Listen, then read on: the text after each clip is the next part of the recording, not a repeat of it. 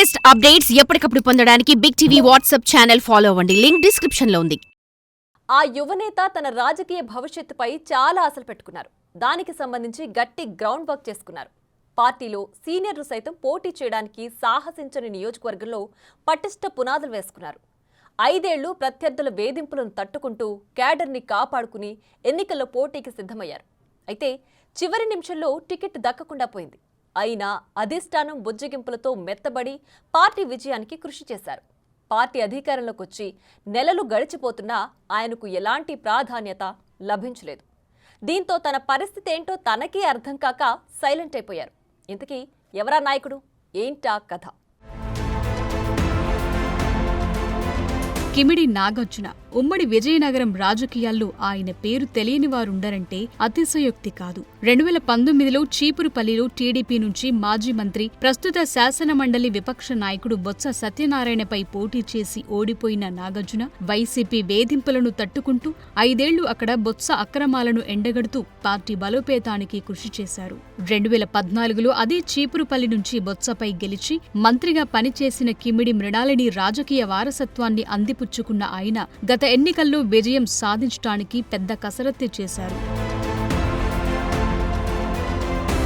విజయనగరం జిల్లా టీడీపీ అధ్యక్షుడిగా జిల్లాలో బొత్స ఆధిపత్యానికి గండి కొట్టడానికి అలుపెరగని పోరాటం చేసిన కిమిడి నాగార్జునకు గత ఎన్నికల్లో టీడీపీ టికెట్ ఖాయమని, ఖచ్చితంగా ఆ యువనేత బొత్సకి చెక్ పెడతారని తెలుగు తమ్ముళ్లు భావించారు. అయితే ఎన్నికలొచ్చేసరికి పెదనాన్న కిమిడి కళా వెంకట్రావు రూపంలో ఎమ్మెల్యే టికెట్ కి అడ్డుపుల్ల పడింది. తనను కాదని శ్రీకాకుళం జిల్లా ఎచ్చెర్లకు చెందిన కళా వెంకట్రావుకి చీపురుపల్లి టికెట్ ఇవ్వడంతో నాగార్జున తీవ్ర అసంతృప్తి వ్యక్తం చేశారు.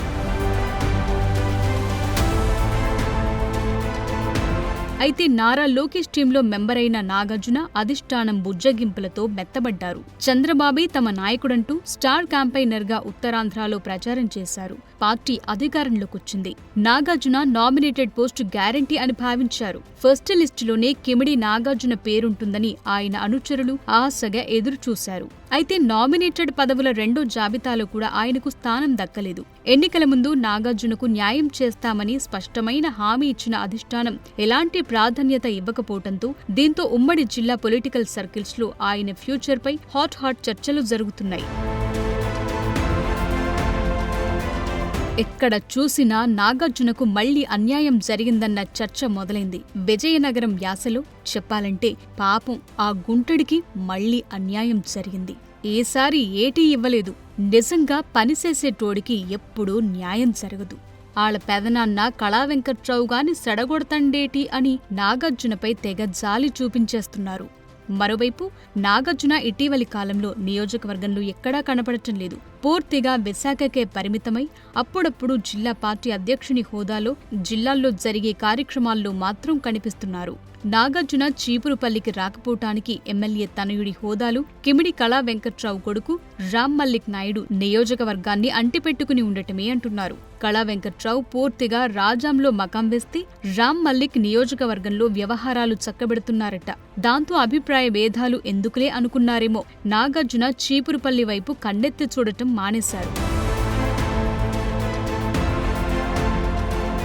ఓ పక్క ఎమ్మెల్యే టికెట్ లేదు, మరోవైపు నామినేటెడ్ పదవీ లేదు, ఇంకోవైపు నియోజకవర్గంలో పర్యటించే అవకాశం లేదు. దీంతో నాగార్జున భవిష్యత్పై జిల్లా వ్యాప్తంగా తెగ చర్చించుకుంటున్నారు. అయితే టీడీపీ అధిష్టానం ఆయనకు సరైన సమయంలో సరైన పదవి కట్టబెడుతుందన్న అభిప్రాయం వ్యక్తమవుతోంది. ప్రజలతో మమేకమయ్యే పదవిని ఇస్తారు తప్ప కార్పొరేషన్ చైర్మన్ పదవులు లాంటివి ఆయన సత్తాకు సరైనవి కాదనే వాదనలు వినిపిస్తున్నాయి.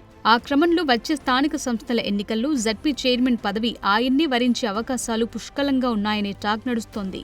జిల్లా పార్టీ అధ్యక్షుడిగా ఆయనకు అదే సరైన పదవి అని పార్టీ వర్గాలు అభిప్రాయపడుతున్నాయి. ఒకవేళ జడ్పీ చైర్మన్ పదవి రిజర్వ్డ్ కోటాలోకి వెళ్లే ఎమ్మెల్సీగా అవకాశం దక్కొచ్చని ఆయన అనుచర వర్గం లెక్కలేసుకుంటుంది. చట్టసభలకు వెళ్లాలని అమెరికాలో ఉద్యోగం కూడా వదులుకుని పార్టీ కోసం శ్రామికుడిలా పనిచేసిన నాగార్జునకి కూటమి ప్రభుత్వం ఎలాంటి పదవి కట్టబెడుతుందో అని ఆసక్తి అందరిలో కనిపిస్తోంది.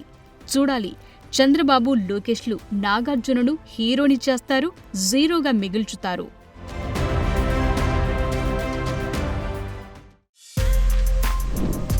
For more videos like this, subscribe Big TV channel.